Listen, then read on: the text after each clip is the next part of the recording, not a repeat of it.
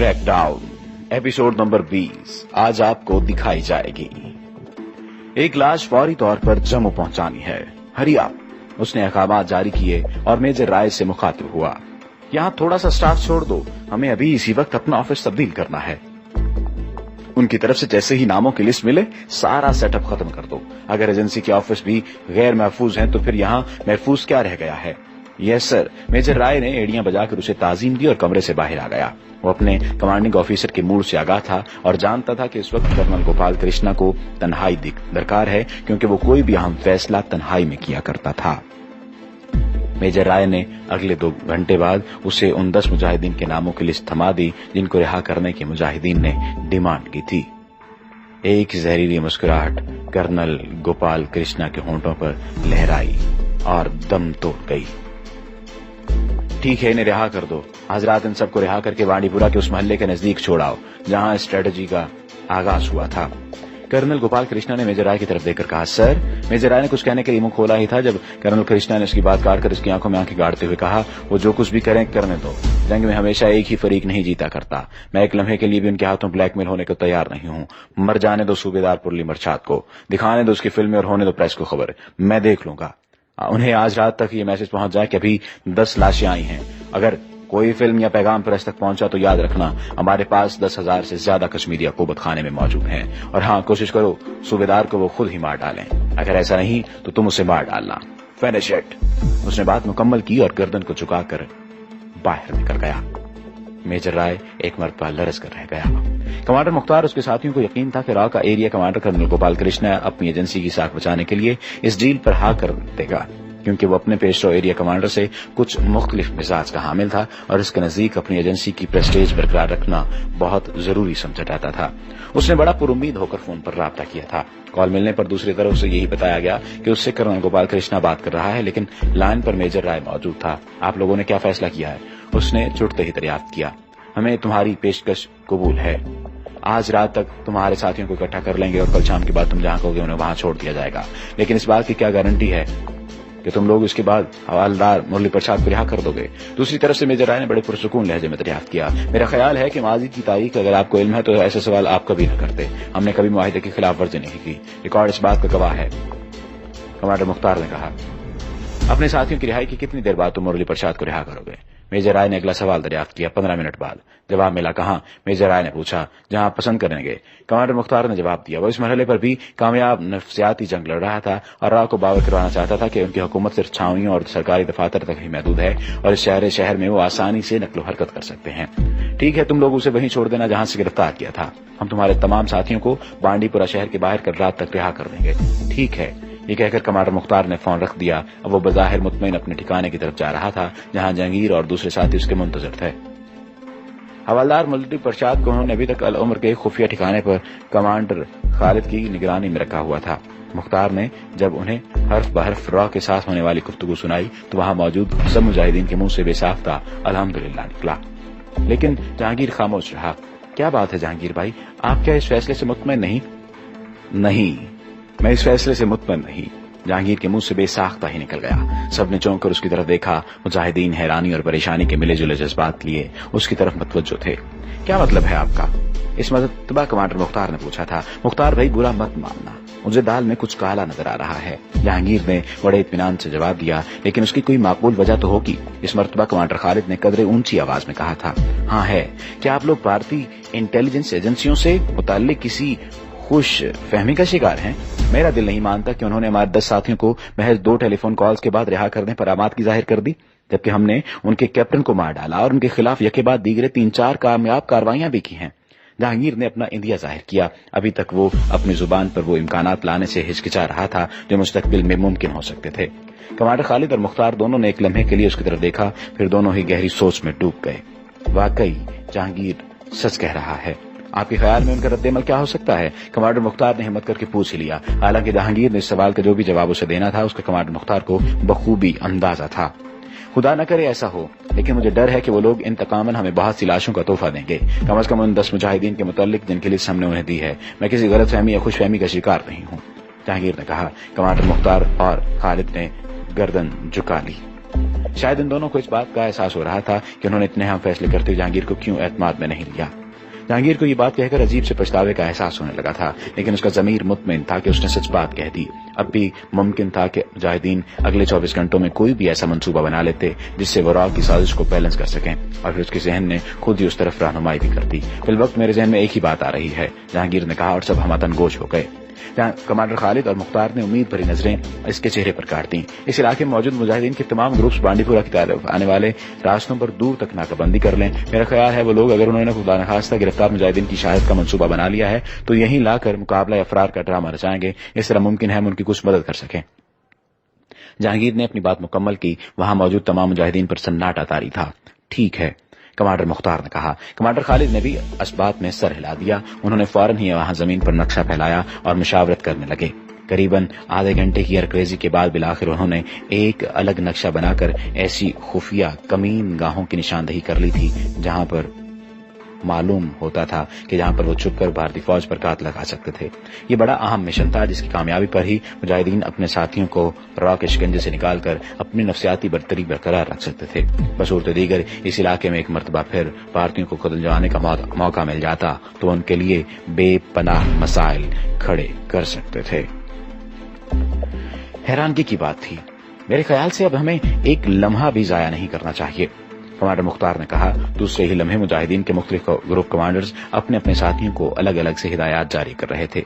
अगले रोज सरे शाम ही उन्होंने खुद बांडीपुरा की तरफ आने वाले रास्तों पर इस तरह की मुफलाज कर लिया था कि भारतीयों के लिए उनकी तलाश करना मुमकिन न रहा।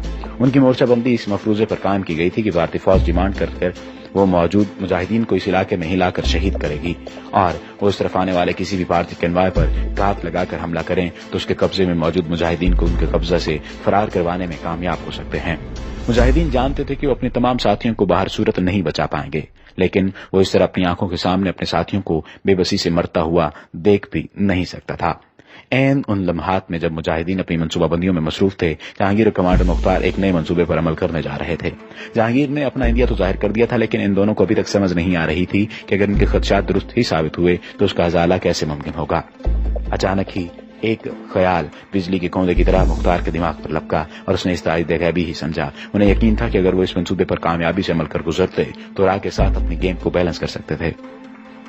कमांडर मुख्तार को अगले ही रोज अपने जराये से खबर मिली थी कि सोपोर के रेस्ट हाउस में आज रात डीआईजी पुलिस राधे श्याम ने, जो इस इलाके का दौरा कर रहा था, कयाम करना है, क्योंकि हुकूमत ने मकबूजा कश्मीर में नाम नेहाद इंतखाबात करवाने के लिए तैयारियां शुरू की हुई हैं।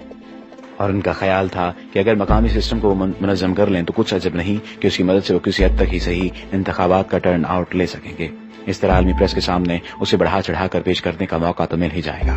डीआईजी राधे श्याम का ताल्लुक तो श्रीनगर से था, लेकिन मकबूजा जे.एंड के पुलिस में उसे बड़ा आला दिमाग समझा जाता था और ये बावर किया जाता था कि वो सोपोर, बांडीपुरा, इस्लामाबाद और गिरदनवा के इलाकों में मौजूद भारत नवाज कश्मीरियों को एहसास तहफ़्फ़ुज़ दिलाकर इंतखाबात की तैयारियों में हिस्सा लेने पर आमादा कर सकेगा। राधे श्याम मकामी कांग्रेस और भारत नवाज लीडरशिप के साथ इलाकों के खुफिया दौरे पर निकला हुआ था, जिसके बाद उसने सरकारी तौर पर दिल्ली सरकार को रिपोर्ट मुरतब करके देना थी, और इस रिपोर्ट के बाद ही भारतीय हुकूमत कोई अगला कदम उठाती। राधे श्याम के इस दौरे को बहुत खुफिया रखा गया था और सिर्फ चोटी के चंद भारत नवाज सियासी वर्कर्स को ही इसकी नकलो हरकत से आगाह किया जाना था। ऐसे ही एक वर्कर ने, जो दरअसल मुजाहिदीन का सोर्स था, कमांडर मुख्तार को बताया था कि आज रात राधे श्याम ने मकामी रेस्ट हाउस में कयाम करना है। अगर हम आज रात डीआईजी राधे श्याम को अगवा कर लें तो शायद खतरा टल जाए और फिर हम सौदेबाजी की बेहतर पोजीशन में आ जाएं। कमांडर मुख्तार की बात सुनकर जहांगीर ने फौरन ही जैसे उसके दिल की बात कहती थी, ठीक है, लेकिन इस मुहिम पर तुम हमारे साथ नहीं जाओगे क्योंकि यहाँ कामयाबी के इम्कानात 20% से भी कम हैं। कमांडर मुख्तार ने कहा। कमाल है, तजवीज भी मैंने पेश की और मैं ही न जाऊं, ये कैसे मुमकिन है? जहांगीर ने कहा। थोड़े रद्दोखत के बाद बिलाखिर कमांडर मुख्तार ने बादल नखास्ता उसे साथ ले जाने पर तैयार कर ही लिया था। इस मिशन की अहम नौयत के पेश नजर उन्होंने उसे अपने साथियों से भी फिलहाल खुफिया रखना था। कमांडर मुख्तार और जहांगीर के अलावा सिर्फ एक मुजाहिद उनकी मुआवनत के साथ था। उन्होंने अपने फर्द में हैंड ग्रेनेड और पिस्तौल छुपा रखे थे। सिर्फ जहांगीर के पास उसी गन मौजूद थी। तीनों शाम ढले घर से बाहर आ गए और पैदल ही अपनी मंजिल की तरफ गामजन हो गए। उन्होंने सवारी के लिए पहले एक मकामी बस का सहारा लिया, लेकिन अपने टारगेट से 2-3 फरलांग दूर ही उतर गए। साहिली रेस्ट हाउस यहाँ का मशहूर रेस्ट हाउस था, जिसे महकमा जंगलात के आला ऑफिसर इस्तेमाल किया करते थे और अब वो सिक्योरिटी फोर्सेस से जेर इस्तेमाल था। इस रेस्ट हाउस में डीआईजी राधे श्याम मुकीम था। कमांडर मुख्तार और उसका साथी इमरान इस इलाके के चप्पे चप्पे से वाकिफ था। अलबत्ता जहांगीर के लिए ये बात और ये जगह अजनबी मालूम होती थी। उसे कमांडर मुख्तार ने नक्शे की मदद से सब कुछ समझा दिया था और टारगेट से कुछ फासले पर भी उन्होंने एक जगह रुककर उसे हाथ के इशारे से मुख्तलिफ रास्तों की निशानदेही कर दी थी।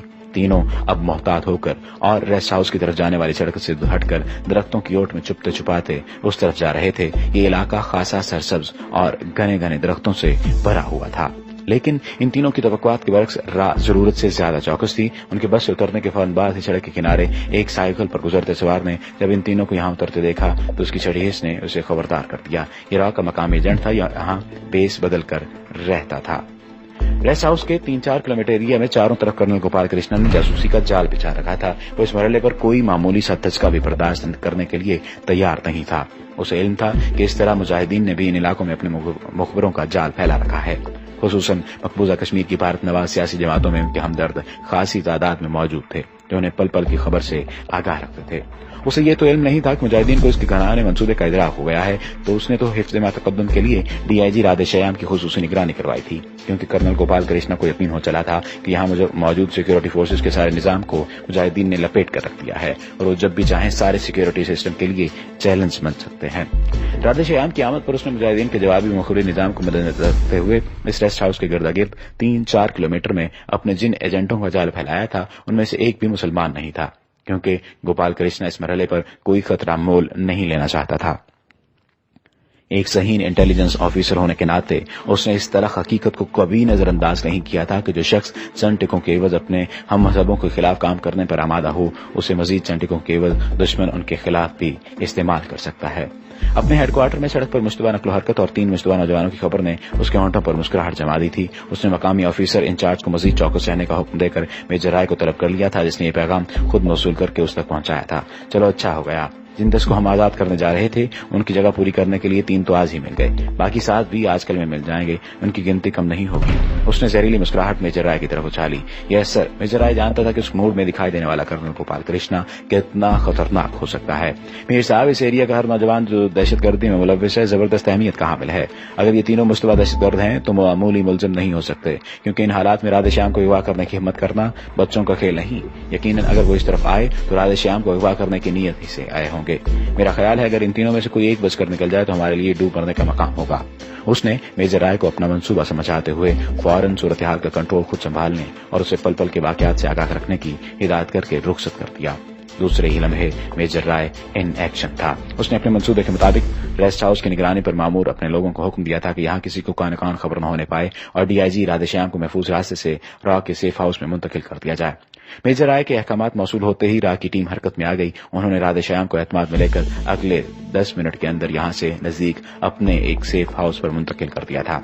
राधे श्याम की हिफाजत पर मुतय्यन बीएसएफ और आर्मी के जवानों को कानो कान भी खबर न हो सकी कि रॉ के खुसूसी ब्लैकेट्स ने अगले 20 मिनट में रेस्ट हाउस के गिर्द गिर्द 3 फरलांग के एरिया को अपने घेरे में ले लिया था। उनकी तरतीब ऐसी थी कि जिसके दरमियान से निकलना मुजाहिदीन के लिए बमुश्किल था। ये भारतीय फौज के खुसूसी कमांडोज थे, जिन्हें कमांडोज ट्रेनिंग मुकम्मल करने के बाद रॉ की कमान में दे दिया जाता था। ये रॉ का अस्करी विंग था, जिसे बतौर खास मार धाड़ और कत्ल गारत की तरबियत दी जाती थी। ये लोग दरिंदों की तरह खून की बू पर लपकते और अपने शिकार को चीर फाड़ कर रखते थे। इस ग्रुप को आज 3 मुजाहिदीन की जिंदा गिरफ्तारी के लिए मैदान में उतारा गया था। उन्हें कर्नल गोपाल कृष्णा ने सख्ती से हिदायत की थी कि जिस तरह भी मुमकिन हो कम से कम एक मुजाहिद को जिंदा उसके हुजूर पेश किया जाए। ब्लैकहेड्स का हुक्म हजम करना खासा मुश्किल था, लेकिन अपने अफसर आला के हुक्म की तामील उन पर लाजिम थी। मेजर राय यहाँ से करीबन 2 किलोमीटर दूर एक बख्तरबंद गाड़ी में अपना फील्ड क्वार्टर सजाए बैठा था। ब्लैकहेड्स की कमान बराह रास्त उसके हाथ में थी। अंधेरे में दिन की रोशनी की तरह काम करने वाली दूरबीनों वाले ब्लैकहेड्स ने अंधेरे में चारों तरफ निगरानी शुरू कर दी। जल्द ही उनको गौहर मकसूद हाथ आता दिखाई दिया। वॉकी टॉकी पर ऑपरेशन कमांडर को मैसेज मिल गया था कि रेस्ट हाउस की पुष्ट पर मौजूद जंगल के अकब में पहाड़ी के दामन में बने कब्रिस्तान की तरफ से 3 साए उस तरफ बढ़ रहे हैं। कमांडर मुख्तार ने रेस्ट हाउस की तरफ जाने के लिए जो रास्ता इख्तियार किया था किसी के वहमो गुमान में भी नहीं आ सकता था। अगर इस इलाके में आम सिक्योरिटी फोर्सेज ही मौजूद रहती तो उन्हें अपने मकसद में कामयाबी हासिल करने से कोई नहीं रोक सकता था। ये उनकी बदकिस्मती या फिर कर्नल गोपाल कृष्णा की खुशकिस्मती थी कि उसने डीआईजी राधे श्याम के अगवा के खतरे को पेश नजर रखा और मुनासिब इंतजाम किए हुए थे। Stand by. ऑपरेशन कमांडर ने मेजर राय को इत्तला देने से पहले ही अपने जवानों को हालत जंग में रहने का हुक्म दिया था। मेजर राय ने इसका पैगाम मौसूल होते ही अपने सामने गाड़ी की दीवार पर लटके नक्शे पर कुछ लकीरें खींचकर मुजाहिदीन के इस तरफ आने वाले रास्ते का तयन किया। मुजाहिदीन की इख्तियार करदा हिकमत अमली पर हैरान रह गया। اس سمت سے حملے کا گمان تو کسی کو گزر ہی نہیں سکتا تھا۔ سامنے کی طرف سے راستہ خالی کر دو اور انہیں احتیاط سے پشت سے گھیرا ڈال لو۔ میجر رائے نے اپنے جوانوں کو اگلا حکم جاری کیا۔ بھارتی بلیک ہیڈز نے اپنے اعلیٰ ترین مجاہدین کا اور مہارت کا مظاہرہ کرتے ہوئے مجاہدین کی پشت پر اپنا نصف دائرہ مکمل کر لیا تھا۔ اب انہوں نے اپنی دانش میں ان کے فرار کی تمام راہیں مسدود کر دی تھیں اور اب حکم کے منتظر بیٹھے تھے۔ کمانڈر مختار آگے آگے چل رہا تھا، دونوں اس کے تعاقب میں پنجوں کے بل چلتے ہوئے آ رہے تھے۔ جہانگیر کو یقین تھا کہ جس سمت سے ریسٹ ہاؤس کی پشت تک پہنچنے کا پروگرام کمانڈر مختار کے ذہن میں ہے، اس میں انہیں کامیابی ضرور حاصل ہوگی۔ اچانک ہی آگے چلتے چلتے کمانڈر مختار پیروں کے بل زمین پر بیٹھ گیا۔ اس نے ہاتھ کے اشارے سے جہانگیر کو اپنے نزدیک بلایا اور اپنے گلے میں لٹکی نائٹ ویژن دوربین اسے تھما کر سامنے کی سمت اشارہ کیا۔ اس کے اشارے پر جہانگیر نے دوربین اپنی آنکھوں سے لگائی اور سامنے اندھیرے میں نظریں جما دی۔ ان کے سامنے کچھ فاصلے پر موجود درختوں کے عقب سے جھانکتا ڈاک بنگلہ دکھائی دیا، جس میں رادھے شیام ان کے مخبر کی اطلاع کے مطابق آرام کر رہا تھا، جسے انہوں نے یہاں سے اغوا کر کے لے جانا تھا۔ جہانگیر کو علم تھا کہ اگر کسی طرح وہ رادھے شیام تک پہنچ جانے میں کامیاب ہو گئے تو یہاں موجود پہرے داروں کی موجودگی میں بھی اسے گن پوائنٹ پر اغوا کر کے لے جا سکتے ہیں، کیونکہ ڈی آئی جی کی جان کو داؤ پر لگانے کا خطرہ کوئی بھی مول نہیں لے گا۔ انہوں نے منصوبہ یہی بنایا تھا کہ جہانگیر کھڑکی کے راستے ڈاک بنگلہ کے اس کمرے میں داخل ہوگا جہاں ان کے یقین کے مطابق رادھے شیام موجود تھا۔ کمانڈر مختار اور اس کے تیسرے ساتھی نے کچھ فاصلے سے اس کی حفاظت کرنا تھی تاکہ اچانک پیش آمدہ صورتحال کا تدارک کر سکیں۔ کمانڈر مختار خود کھڑکی کے راستے کمرے میں کودنے پر بضد تھا، لیکن اس کے زخمی بازو اور فربا جسم کے پیش نظر قرہ فال جہانگیر کے نام پڑا تھا۔ اسے مجاہدین نے خصوصی دعاؤں کے ساتھ رخصت کیا تھا۔ تینوں بڑی احتیاط سے قدم چلتے چلتے بالآخر ڈاک بنگلے کی پشت پر موجود اس کھڑکی کے نزدیک پہنچ گئے جس سے گزر کر جہانگیر نے کمرے میں اترنا تھا۔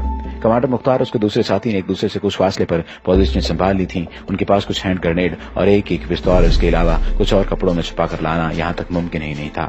اپنی دانش میں تو وہ بڑی کامیابی سے اپنی منزل تک پہنچ گئے تھے، لیکن ان تینوں کو اس بات کا علم ہی نہ ہو سکا کہ قبرستان سے یہاں تک ان کی ایک حرکت پر بلیک کمانڈوز نے نظر رکھی تھی اور وہ بلی کی طرح پنجوں کے بل چلتے ان کے تعاقب میں نصف دائرہ بنا کر آ رہے تھے تاکہ موقع ملنے پر اپنے طے شدہ منصوبے پر انہیں للکار کر ہتھیار پھینکنے اور گرفتاری کے لیے خود کو پیش کرنے کے لیے کہہ سکیں۔ بختر بند گاڑی میں موجود میجر رائے کو ایک ایک لمحے سے خبردار کیا جا رہا تھا اور وہ ایک ماہر فوجی کمانڈر کی طرح اپنا گھیرا مجاہدین کے خلاف آہستہ آہستہ تنگ کرتا جا رہا تھا۔ جہانگیر اب کھڑکی کے نیچے کھڑے حالات کا جائزہ لے رہا تھا۔ پھر ایک نتیجہ پر پہنچنے کے بعد اس نے اپنے اوزیگن کو اپنے گلے میں ہار کی طرح لٹکایا اور کھڑکی سے ملحقہ پر نالے کے ذریعے دیوار پر چڑھنے لگا۔ پرانے طرز تعمیر کی حامل اس عمارت کی کھڑکی قدرے بلندی پر بنی ہوئی تھی۔ جہانگیر نے اس برساتی نالے کے ذریعے قدرے اوپر جا کر کھڑکی کھول کر اندر کودنے کا پروگرام بنایا۔ ابھی اس نے بمشکل پر نالے پر اپنے ہاتھ ہی جمائے تھے جب اچانک اسے محسوس ہوا کہ وہ اندھا ہو گیا ہو۔ ڈاک بنگلے کی چھت سے سرچ لائٹ کی تیز روشنیاں اچانک یوں جاگیں کہ انہوں نے رات کو دن میں بدل دیا۔ ہالٹ! اس کے چاروں طرف سے آوازیں سنائی دیں۔ جہانگیر تب کی آواز پیدا کرتا زمین پر قدموں کے بوجھ پر آ گرا۔ اسی اسنا میں کمانڈر مختار نے اپنی جان پر کھیل کر جست لگائی اور بہت نزدیک پہنچ کر پستول سے کے بعد دیگرے 2-3 گولیاں سرچ لائٹ پر فائر کر دیں۔ ان کی خوش قسمتی تھی کہ 2 گولیاں لائٹ پر لگیں اور اندھیرا چھا گیا، لیکن دوسرے ہی لمحے ان کے گرد گرد گولیاں بارش کے اولوں کی طرح گرنے لگیں۔ دشمن انہیں طے شدہ اسکیم کے مطابق ہراساں کرنے کے لیے اس انداز سے فائرنگ کر رہا تھا کہ وہ گھبرا کر ہتھیار پھینک دیں اور ہاتھ کھڑے کر کے خود کو گرفتاری کے لیے پیش کر دیں، لیکن ان کی توقعات کے برعکس ان کا مقابلہ اہم ارادوں کے مالک مرد مومنوں سے تھا جنہوں نے اس طرح جیتے جی ہتھیار پھینکنا سیکھا ہی نہیں تھا۔ مختار نے ترک چپکتے میں اپنے 3 اطراف ہینڈ گرنیڈ پھینک دیے تھے۔ یہی عمل تیسرے مجاہد نے اختیار کیا، جبکہ جہانگیر نے اپنی گن سیدھی کر لی تھی اور وہ اندازے سے اس سمت بھاگا تھا جس طرف اس کی دانش میں حملہ آور موجود نہیں تھے۔ کمانڈر مختار اور اس کے ساتھی نے اپنی جنگی تربیت کے مطابق الگ الگ سمت میں پسپائی اختیار کی تھی۔ منجے ہوئے سپاہیوں کی طرح انہوں نے ایک کی طرف فرار ہونے کے بجائے 3 مختلف راستوں میں فرار اختیار کیا تاکہ دشمن کی طاقت منتشر ہو جائے اور تمام فوجی ایک ہی طرف اپنا زور صرف کرنے کے بجائے 3 سمتوں میں الجھ جائیں۔ ان کی یہ حکمت عملی قدرے کامیاب رہی تھی۔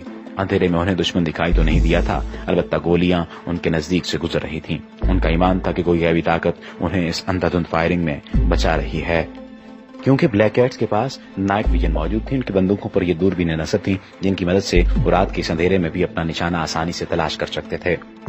اس کے برعکس کمانڈر مختار کے ہاتھ میں پکڑی دوربین کہیں دور گر پڑی تھی، لیکن کیا مجال جو ذرا بھی اس صورتحال سے گھبرایا ہو۔ وہ ماہر فوجیوں کی طرح سیدھا بھاگنے کے بجائے آڑا ترچا ہو کر درختوں کی آڑ لے کر بھاگ رہا تھا۔ اس طرح وہ قدرے محفوظ ہو گیا تھا۔ ان کا تیسرا ساتھی بھی بڑا منجا ہوا دکھائی دے رہا تھا۔ اس نے بھی اپنے دائیں بائیں 2 ہینڈ گرنیڈ پھینک کر دشمن کو ایک مرتبہ تو چکرا کر رکھ دیا اور اب اپنے پستول سے اکا دکا فائر کرتا تیسری سمت میں بھاگ رہا تھا۔ جہانگیر نے فرار کے وقت اپنی فائرنگ کی زد میں آنے والے 3 بھارتی کمانڈوز کو گرتے دیکھا۔ تینوں شاید اس کے نزدیک ہی کہیں پوزیشن لیے ہوئے تھے اور اچانک ہی اس کے سامنے آ کر اس کی گولیوں کا نشانہ بن گئے۔ اب سامنے کی سمت فائرنگ کرتا وہ بڑی بڑی گھاس میں بھاگتا چلا جا رہا تھا جب اس کا پاؤں اچانک ہی راستے میں آنے والے کسی بڑے پتھر سے ٹکرایا اور وہ سامنے کی طرف لڑکا اور چلتا گیا۔ اچانک اس کے سر پر 10-12 کمانڈوز براجمان تھے۔ انہوں نے بہت پہلے یہاں اس کے لیے جال بچھا رکھا تھا۔ زمین پر وہ منہ کے بل گرا تھا۔ اوزی اس نے اپنے ہاتھ میں مضبوطی سے پکڑی ہوئی تھی جس پر ایک بھاری کدمان پڑا تھا۔ حملہ آوروں کی تعداد کا اسے ابھی علم نہ ہو سکا کیونکہ 15-20 بلیک ریڈز اسے وحشیوں کی طرح پیٹ رہے تھے۔